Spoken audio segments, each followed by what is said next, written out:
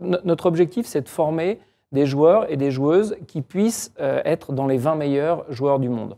Pourquoi les 20 meilleurs joueurs du monde? Parce que quand vous me posez la question de savoir quand est-ce qu'on va gagner un majeur, statistiquement, c'est plutôt plus facile de gagner un tournoi majeur quand on fait partie des 20 meilleurs joueurs du monde que quand on est 150e. Donc ça, c'est l'objectif qu'on s'est fixé à la fédération. Derrière tout ça, il y a effectivement un travail important qui est fait auprès des jeunes, parce que ceux qui vont gagner ces tournois-là, c'est forcément des jeunes. Ça ne veut pas dire qu'on ne s'occupe pas des autres, on en parlera tout à l'heure. Mais les jeunes, il faut s'en occuper pendant la période où seule la fédération peut le faire.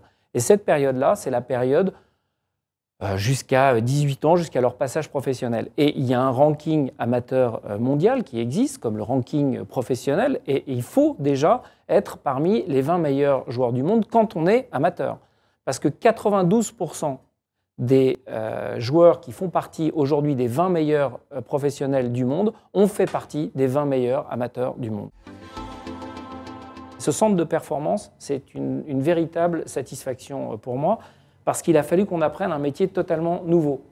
Avant, on s'appuyait sur l'épaule, alors c'était l'État qui payait, donc les professeurs venaient de l'Éducation nationale, dans le CREPS, ils dormaient dans le CREPS, ils mangeaient dans le CREPS. Aujourd'hui, ils font tout dans le centre de performance. Mais c'est un nouveau métier pour la fédération, parce que, il a fallu embaucher des professeurs, on a 27 professeurs, dont 17 professeurs agrégés, 2 directrices, il faut les nourrir sur place, il faut les loger sur place, il a fallu créer ce centre de performance avec la préparation physique, avec la préparation mentale, et tout ça, agréger tout ça, c'est quelque chose de très compliqué. Et je pensais qu'on pourrait être pas plus performant au niveau de sortir tout de suite un jeune de ces centres de performance, mais déjà qu'on puisse être à 100% du rendement. Aujourd'hui, on n'est pas à 100% du rendement, mais on est à 90% du rendement, avec beaucoup de progrès qui ont été faits dans chacun des espaces, et pour ça, je suis très content.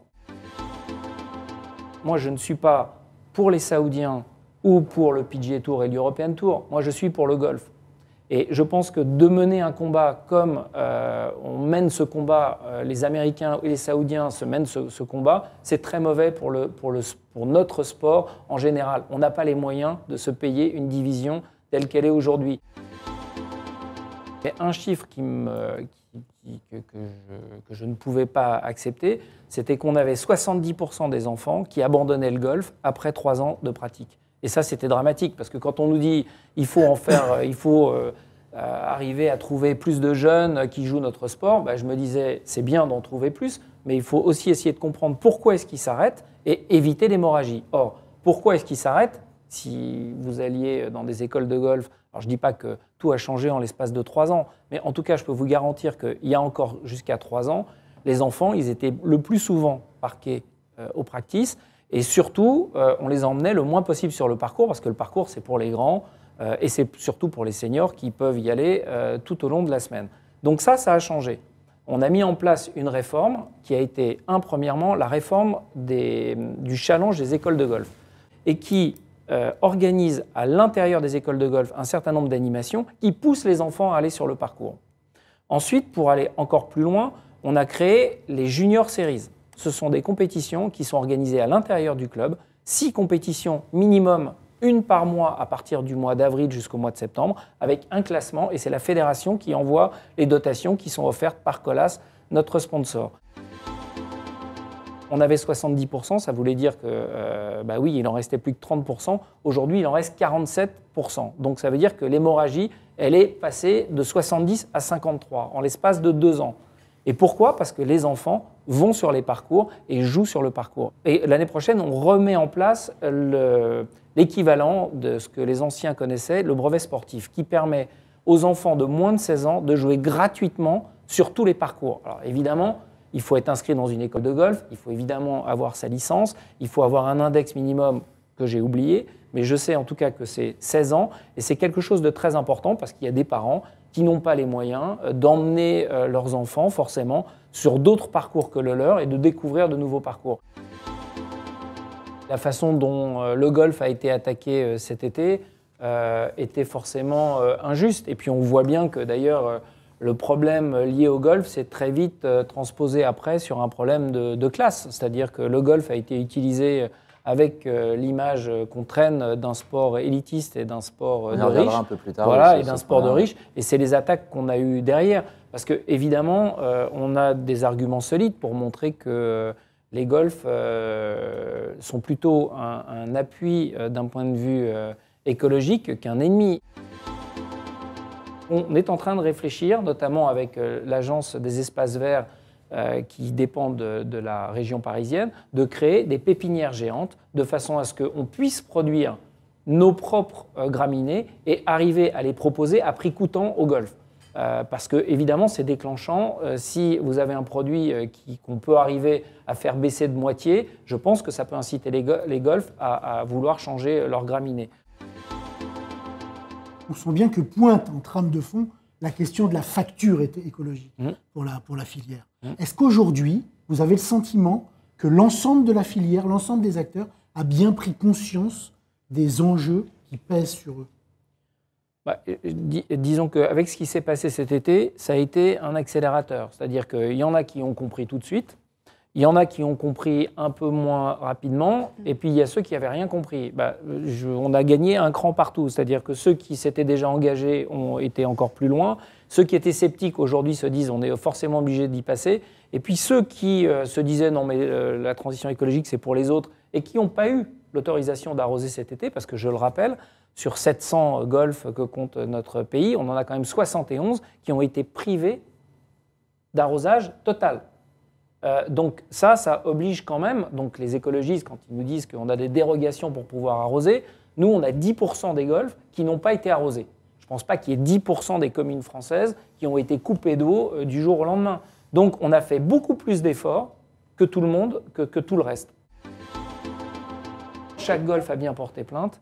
Deuxièmement, la fédération a embauché un avocat pénaliste qui permet de réunir les enquêtes et d'avoir une vision globale sur les enquêtes qui sont menées dans les différents golfs qui ont été... Et les golfs ont porté plainte et la fédération s'est portée partie civile. Et j'ai été reçu par le nouveau directeur de cabinet de M. Darmanin avec notre avocat de façon à suivre les dépôts de plainte. Et encore une fois, j'ai eu la sensation d'avoir une écoute très positive.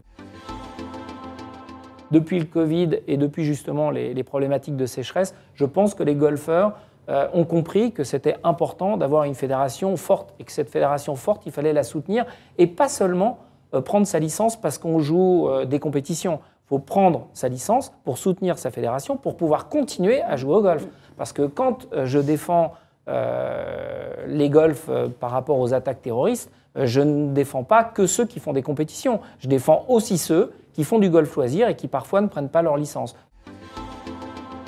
Il faut arriver, vous aussi, à mieux communiquer, à mieux expliquer pourquoi est-ce que, avec la transition écologique, on va devoir moins arroser, pourquoi est-ce qu'on va devoir moins mettre de produits phytosanitaires. Et bien sûr que du jour au lendemain, quand vous arrêtez les produits phytosanitaires, il ne faut pas croire que votre green il va être exactement de la même façon. Par contre, je pense que après une certaine période où le green dégorge de ces fameux produits phytosanitaires qui ont été stockés en sous-sol, eh bien je pense qu'en l'entretenant avec des moyens mécaniques qu'on doit continuer à développer, eh bien je pense qu'on peut arriver à avoir une qualité de jeu, une planimétrie au niveau des greens, certainement pas avec des greens aussi rapides, mais à la limite, ce qui compte pour le bon golfeur, c'est d'avoir une très bonne planimétrie. Et si la vitesse et pas la vitesse qu'on voit sur les tournois du PGA Tour, eh ben, c'est pas très grave.